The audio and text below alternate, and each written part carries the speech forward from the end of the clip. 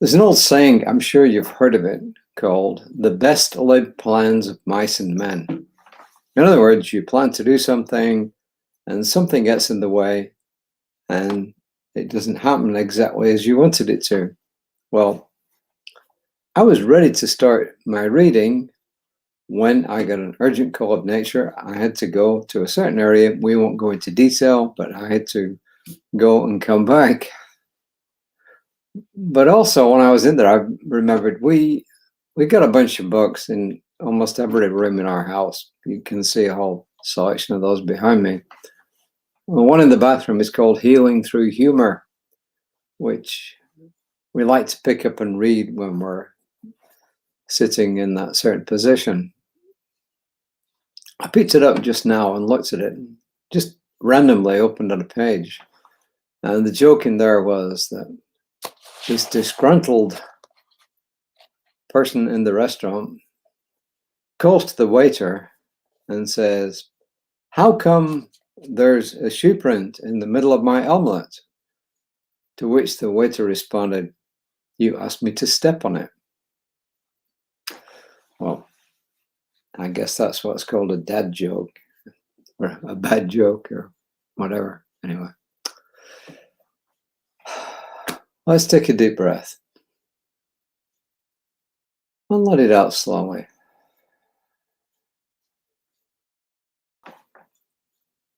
I was listening to another minister when I was at the gym earlier today, and she was talking about spiritual and what is spiritual, what does it mean, and she went into a whole conversation, I guess, with herself about it, or maybe with the audience. I don't know.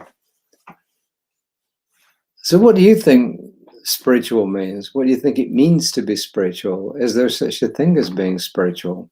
It's a good question. Just something for you to mull over. I'm not going to give you any answers right now. I've got my own opinions, of course. But what does it mean to be spiritual? Just think about it. One thing you could say is it means to read stuff like we read every day here. Today's reading, it's kind of an old take on an old idea, and I will explain a little bit. It doesn't really need a lot of explanation, but I will kind of refer it back to how we normally look at these things in New Thought. And this one is called Remove the Glue. And the first quote, it's quite a lengthy one, and it's taken from someone called Emma Curtis Hopkins, who was a great New Thought pioneer in the latter part of the 19th century and the beginning of the 20th century. She actually met Ernest Thomas, or he met her not long before she passed away. She was at that time living in a hotel in New York, and apparently celebrities did this sort of thing. They took residence in a hotel, and he went to visit her there, and he visited her a bunch of times, and I guess went through quite a few lessons, and she had an influence on him. And Emma's actually somebody that we read quite a lot, especially in New Thought and in general, and Science of Mind in particular. And here she is. She said, and she was what's known as a hardball metaphysicist.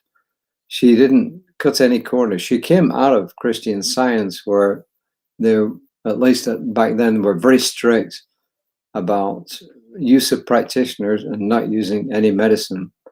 Well, that was kind of her background until she broke away from it because her thinking kind of broadened out somewhat. She says, all your affairs, as you look at them, represent your former way of thinking. They're held together by the glue of your former ideas. Now, if you withdraw that glue, what can you expect but that your affairs will all fall to pieces to let new affairs representing your new way of thinking establish themselves? And that was Emma Curtis Hopkins. That's where the glue analogy comes from. Ernest Holmes, in Richer Living, says, the road to self-discovery often calls for the clearing away of the underbrush of ignorance, of fear, of superstition, and a sense of isolation that has made us feel we were unworthy, unheld, and lost. As I said, that was from Richer Living, and it's on page 5, paragraph 1. And Reverend Ryan says, let's reflect for a minute on Emma Curtis Hopkins, a new thought pioneer, a spiritual giant and overall genius. Her depth of perception in the spiritual realm and life in general was absolutely off the charts. The above quote from her has been running a 5K in my brain. This is Reverend Ryan.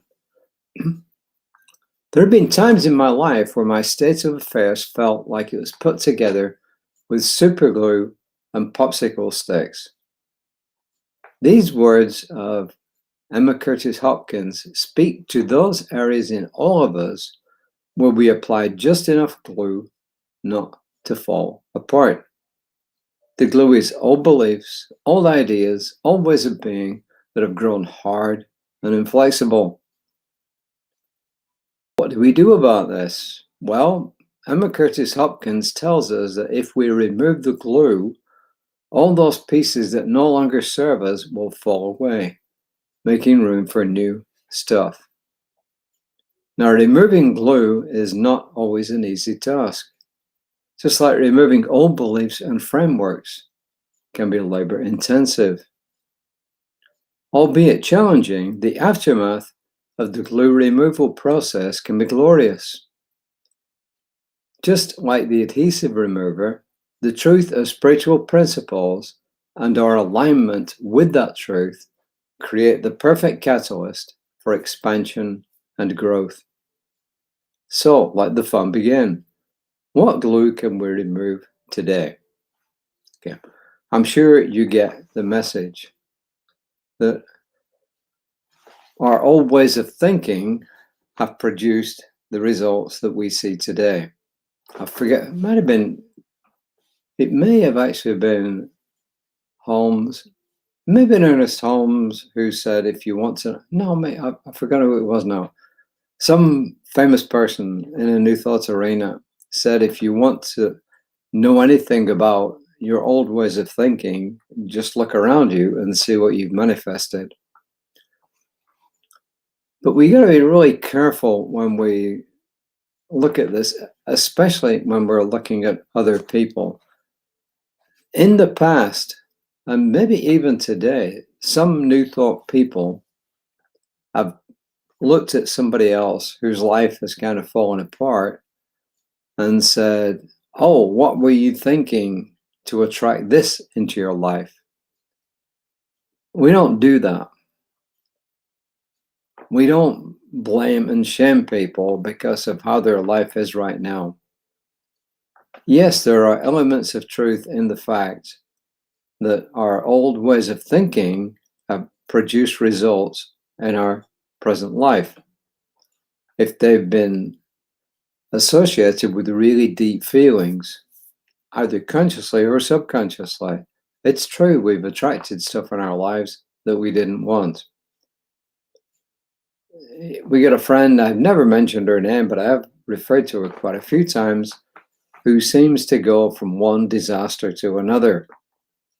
And if you listen to the way that she speaks, and I'm assuming that the way she speaks is the way she's thinking and feeling, you can kind of understand why this would happen. Because if it's done unto you as you believe, and belief is thought plus feeling, then whether you're doing it consciously or subconsciously, you are tending to attract that stuff into your life. And how strong your beliefs are will dictate how strongly and quickly that does come into your life or not.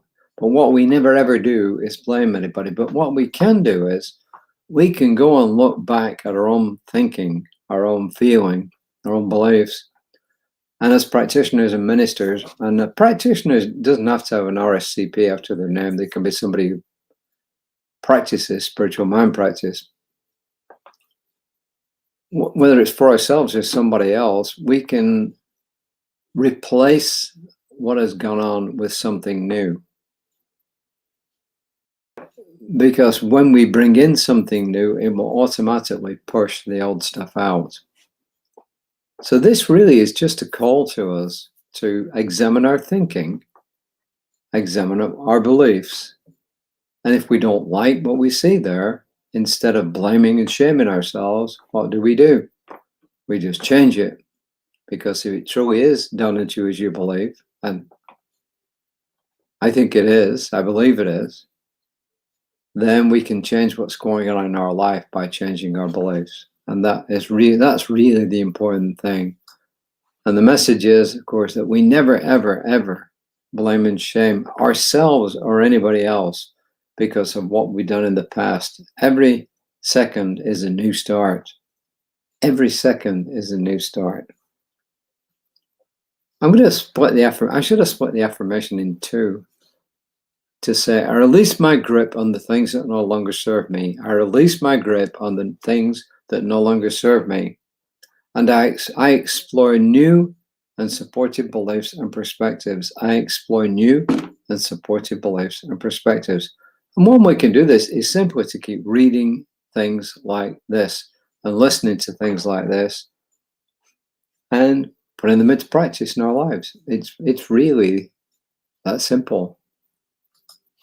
And that's really all I've got to say, because, I'm an engineer and I believe in something called Occam's razor. Occam's razor says the simplest solution is often the best. And I don't belabor in things. Maybe I'm too short for some people. Doubt I'm too long for others, but there it is. So just remember this. Whatever's been going on in your life, you can change it by changing your thinking, changing your feelings, changing your beliefs. And just a quick word, there's been major damage in our area because of the storms last night. I mean, major. I was at a business meeting earlier today, and one of the ladies there showed a picture of her neighbor's house that got hit by the tornado that went through parts of Houston, and it's devastating. So lots of people out there are without power. To get to and from this business meeting, I had to negotiate several intersections where the lights were out, and it was, slow progress. And then finally they decided on one of the major ones to put a cop there to start directing traffic. I don't know if it helped or hindered, but it certainly made it more orderly. What am I saying? I'm saying here, if you've been involved in anything like that, you need help, please reach out to us. I mean, if it's help you need with your house, with whatever, just reach out to us. We're here. You can reach me at my number there, 832-271-0717, 832-271-0717, or better so, you can just email info@creativelife.org, info@creativelife.org, and we will get someone to help you. We're putting together a team to call people to see if they need our help, and that's going on as we speak. So if you need help, reach out to us. If there's people around you who need help, same thing. If you can help them, please do so. And of course, in all things, hold this stuff in prayer, because prayer really works. Reverend Lisa will be on tomorrow morning at 9 o'clock. Our Sunday service is it may actually be done from Reverend Jesse's house on Facebook Live this Sunday, because right now there's no power at on our campus, and we don't know if it will be restored by Sunday. So we'll have to see how that goes. I'll update you again tomorrow. Obviously, it'll be a lot closer to the time. So until then, simply want to say, Namaste.